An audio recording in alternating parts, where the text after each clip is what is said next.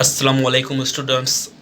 आज हम इस वीडियो लेक्चर में inter chemistry chapter number first lecture number 3 को डिस्कस करने जा रहे हैं, जिसमें हम पढ़ेंगे मेंडलीव्स पीरियोडिक टेबल, या हम कहते हैं एक्सटेंशन ऑफ न्यूलैंड्स। अब मेंडलीव्स पीरियोडिक टेबल क्यों कहते हैं? क्योंकि मेंडलीव ने हमें ये पीरियोडिक टेबल का कॉन्सेप्ट दिया था। उसके बाद एक्सटेंशन ऑफ न्यूलैंड हम क्यों कहते हैं? इसलिए कहते हैं ताकि जो न्यूलैंड की पीरियोडिक टेबल थी वो एक्सटेंड हुई थी ना, तो उस एक्सटेंड को यानी कि आके मेंडलीव्स ने काम किया था, यानी कि बहुत सारी करेक्शन की थी न्यूलैंड की पीरियोडिक टेबल में। ठीक है, तो इसलिए हम कहते हैं एक्सटेंशन ऑफ न्यूलैंड्स।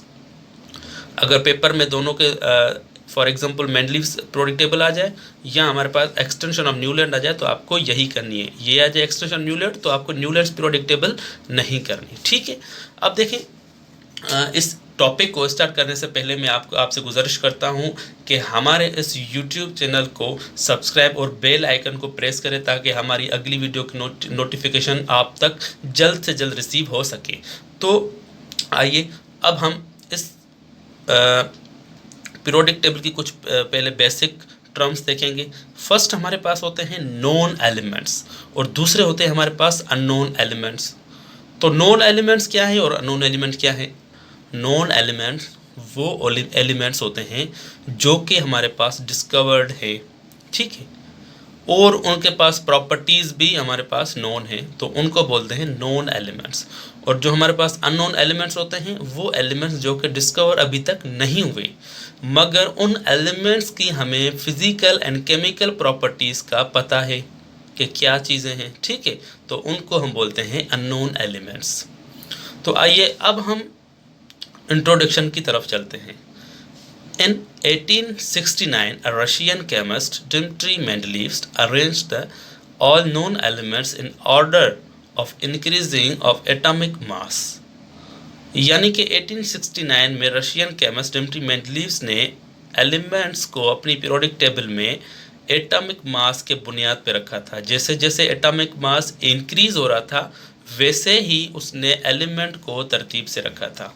ठीक है, उसके बाद सेकंड पॉइंट ये है कि he was arrange the all known elements in 7 period and 8 group, यानी कि इसने 8 ग्रुप में और 7 पीरियड में एलिमेंट्स की अरेंजमेंट की थी according to the increasing of atomic mass, यानी कि एटॉमिक मास के बुनियाद पे।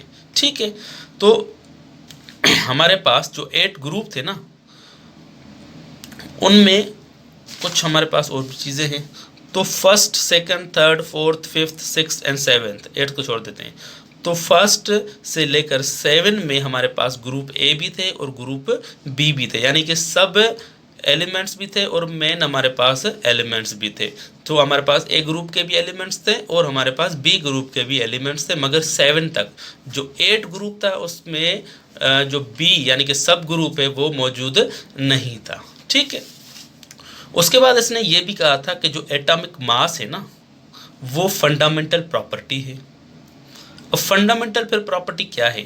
Fundamental property, the property which show the physical and chemical property of an element और atom is called fundamental property.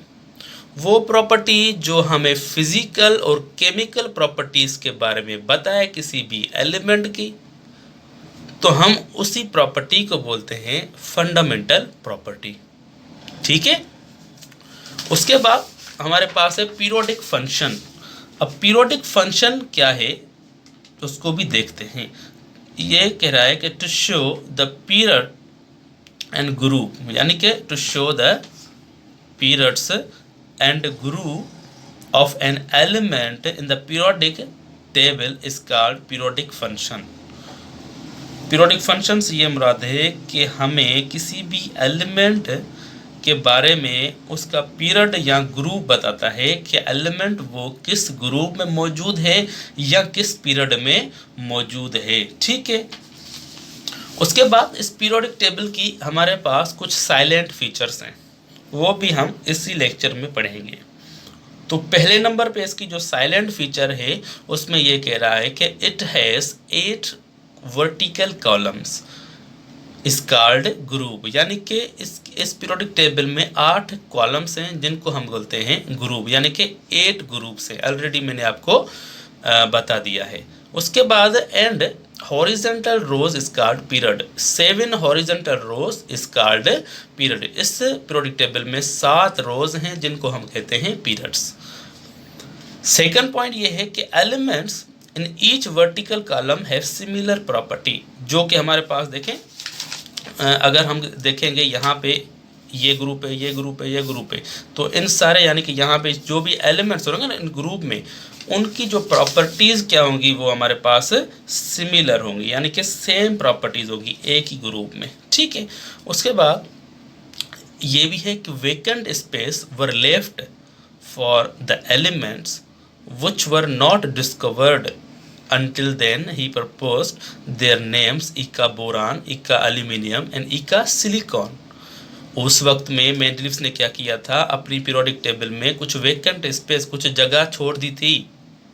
उसने ये कहा था ये जो एलिमेंट डिस्कवर नहीं है, मैंने तो इनकी सबकी आपको प्रॉपर्टीज़ बता दी हैं, जब भी ये एलिमेंट्स डिस्कवर्ड होंगे आपको इन जगहों पे इन एलिमेंट को रखना है। अब उसने उनके नाम भी बता दिए थे, इका बोरान, इका एल्यूमिनियम एंड इका सिलिकॉन, ये नाम भी उसने बता दिया था। ठीक है। उसके बाद लास्ट है इसकी the group number indicate the highest valency, यानी कि हमारे पास जो ग्रुप नंबर है ना वो हाईएस्ट वैलेंसी हमें बताता है। जैसे जैसे ग्रुप नंबर बढ़ता जाएगा वैसे ही हमारे पास उस ग्रुप की जो वैलेंसी होगी वो बढ़ती जाएगी। जैसे कि इसकी +1 +2 +3 +4, यानी कि ऐसे हमारे पास क्या है, जैसे जैसे ग्रुप नंबर बढ़ रहे हैं वैसे ही इसकी वैलेंसी जो है वो बढ़ती जाएगी। ठीक है। उसके बाद जो हमारे पास नेक्स्ट वीडियो लेक्चर होगा उसमें हम पढ़ेंगे कि advantages of Mendeleev's periodic table and disadvantages of Mendeleev's periodic table.